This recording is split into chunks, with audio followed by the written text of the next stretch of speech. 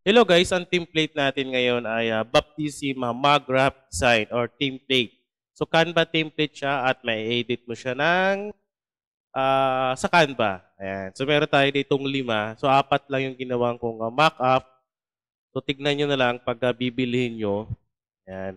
So ito yung ating mga design. Ayan. So ganyan magiging itsura niyan guys. Ayan o. So 5 ito, ginawan ko lang na yung 4. So mabibili mo siya dito sa ating Digibili website. So tignan nyo na lang yung link kung saan siya pwedeng i-open or makabili. Okay? Ayan, dito sa ating Digibili website. Ayan. So marami ka pwedeng pagpilian dito sa ating website kung ano may gusto mong hanapin or bilhin. So mura lang naman yan guys. So yung baptism mag-wrap natin ay 99. So Canva template na yan. So meron pa dito mga pwede mong pagpilian. Lalo na yung mga calendar. So search mo lang dito, calendar. Lalabas naman lahat yan dyan. Ayan. So scroll mo lang din pababa. Ayan. So check na lang kung ano yung gusto mong bilhin dito sa ating Digibili. At kung nag-uumpisa ka pa lang guys at yung puhunan mo ay medyo, alam mo yun, lahat naman nag-uumpisa sa wala talaga. So dito sa ating printing and community, makakuha ka ng mga template at design na hindi ka lalabas ng pera. Hindi ka maglalabas ng pera, okay?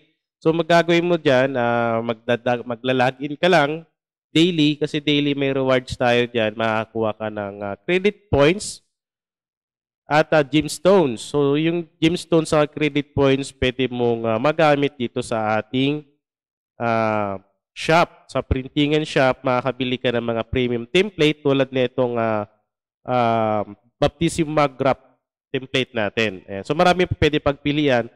Tulad nito, yung ating baptism.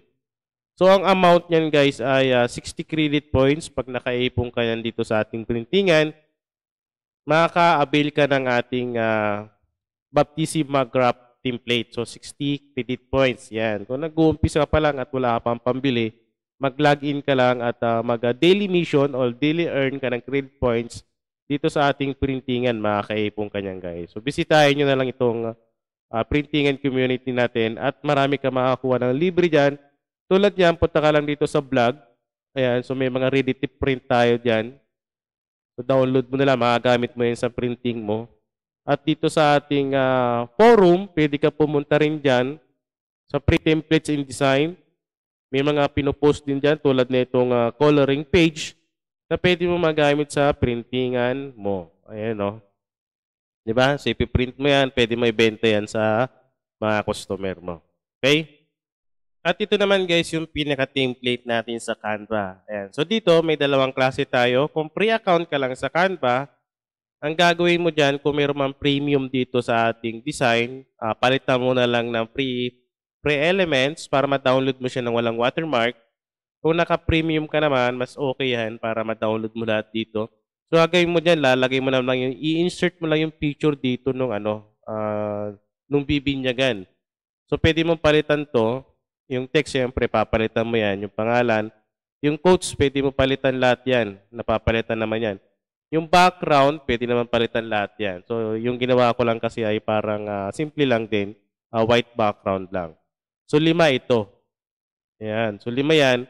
Pwede mo dagdagan yan guys. Kumbaga parang idea lang din naman itong ginawa ko. Para meron kayong pwedeng paggayahan. Ayan. So simple lang din naman yan. So napaka-minimalist lang din kumbaga. Ayan. So yung ating template sa ating Canva. Ang size nga pala nito guys ay 8 inches.